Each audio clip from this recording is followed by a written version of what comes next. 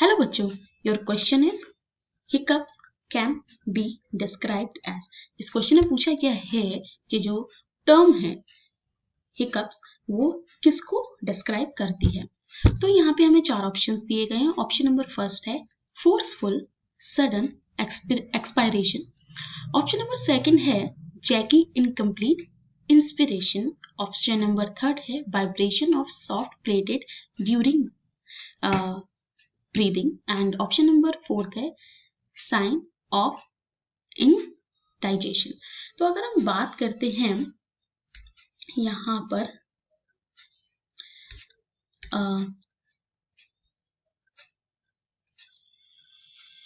Hiccups की, तो hiccups basically क्या है। सो स्टूडेंट, हिकअप्स जो है नॉर्मली हम उसको बताते हैं कि हिकअप्स जो है वो डिस्क्राइब करता है जैकी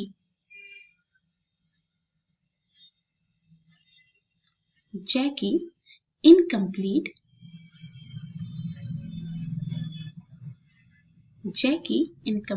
इंस्पिरेशन को। जैकी इनकम्प्लीट इंस्पिरेशन को बेसिकली यहाँ पे होता क्या है कि जो हमें पता है कि ये एक इन्वोलेटरी कॉन्स्ट्रक्शन है। तो यहाँ पे हमें पता है कि डायफ्राम और जो इंटरकॉस्टल मसल्स जो होते हैं रेस्पिरेशन में इन्वॉल्व रहते हैं। तो यहाँ पे क्या होता है कि जो हमारा डायफ्राम है वो उसमें क्या होता है कि इनवॉलेंट्री कॉन्स्ट्रक्शन जो होता है वो रिपीट होता है कई मिनट्स के लिए। ओके, सेवरल मिनट्स के लिए वो रिपीट होता है और जिसकी वजह से ये कंडीशन हमें देखने को मिलती है। और अगर ये ज़्यादा समय तक होता है तो इसको हम एक सिंड्रोम का नाम दे देते हैं। एक कंडीशन का हम यहाँ पर इसको नाम देते हैं सिंक्रोनस डायफ्रामेटिक फ्लटर। क्या कहते हैं स्टूडेंट?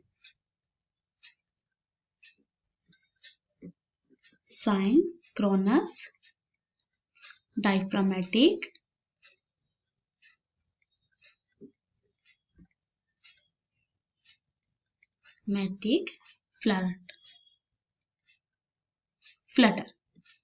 फ्लटर। ओके स्टूडेंट्स, और शॉर्ट फॉर्म में हम कहेंगे SDF सिंड्रोम। ओके, तो ये क्यों होता है कि जो डायफ्राम जो है उसमें इनवॉलेंट्री जो कॉन्स्ट्रक्शन है वो कई सेवरल टाइम तक रिपीट होता रहता है, जिसकी वजह से इनकम्प्लीट रेस्पिरेशन होता है, यानी प्रॉपर अमाउंट में जो एक्सपिरेशन है वो नहीं हो पाता है। तो इस कंडीशन को हम कहते हैं हिकअप्स। तो यहाँ पे जो हमारा करेक्ट ऑप्शन होगा वो होगा option number second, Jackie incomplete inspiration. That means hiccups best described as Jackie incomplete inspiration.